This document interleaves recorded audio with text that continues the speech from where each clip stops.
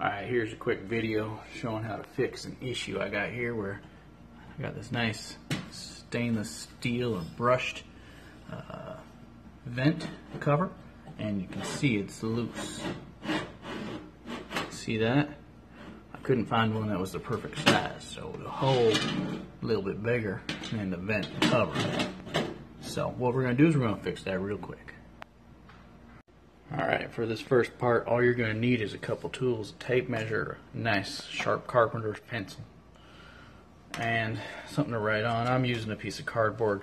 You could use a piece of paper, you could use masking tape, you could write on a piece of wood, you could write it on your hand, you could write on, geez, what else? I think that's about it, really. So I'm going to go ahead and measure this. Let's take it out.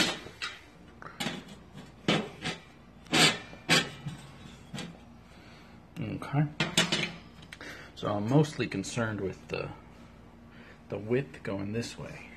Maybe you'd call that the length. I don't know. Let's pull out my tape.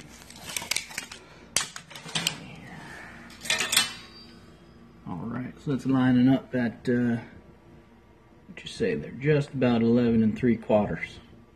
And you can see there's a couple pins sticking out on the edge here. See that pin right there? So make sure we account for that. And I think 11 7/8 might do it just fine.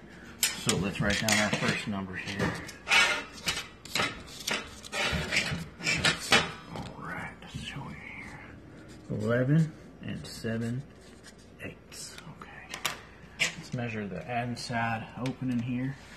We'll take a couple measurements. In here, you can see I got some rust in it. There must have leaked some water in there. Try to keep it clean as I can. Alright, so we got 12 3/4, and we got on the other side, we got 12 3/4. So let me write that down.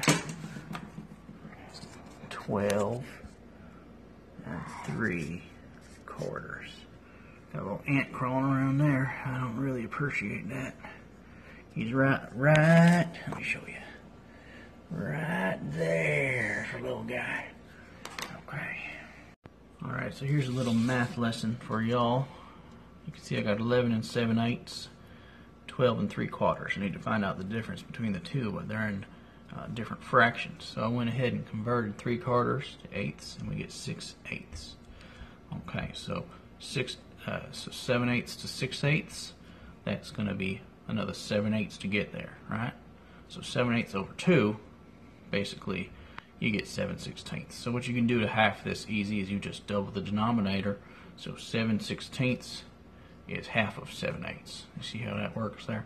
So we got to pad either got to pad 7/8 on one side or 7/16 on both sides. So let's go take a look in the garage and see what kind of stock I got. Alright, so I found this piece of pre-stained, pre-finished trim that I had laying around, and that's going to work good. This is about 3/8 of an inch thick, so that is just under the width that we need. And honestly, folks, you're going to want to leave a little bit of slack, because you don't want to be having to hammer this vent down into the hull. You want some room there to be able to make sure you get it in there that's snug enough so it doesn't shift around too much, but you don't want it to be too tight. So I went ahead and marked it on the back. First mark is at 6 inches. Next mark is just over 12. So I'm going to get two 6-inch pieces, and the reason I went just over 12 is to account for any cut, the cut that I make here, which is going to take a little bit, depending on the saw blade you use. So it doesn't have to be exact anyway, it just got to fit in the hole. So I'm going to go ahead and cut that up. Alright folks, and just one more thing, if you're trying to do a square cut, make sure you take your handy Swanson Speed Square.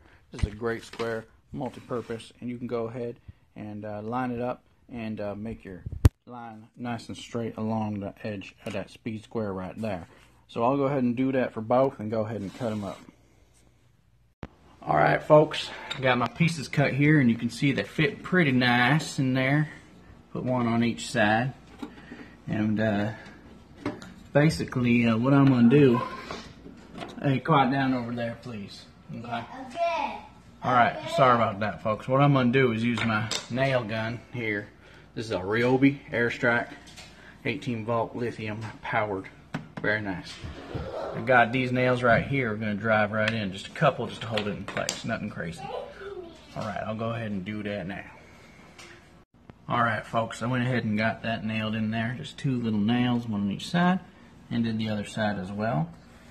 And let's see how it fits.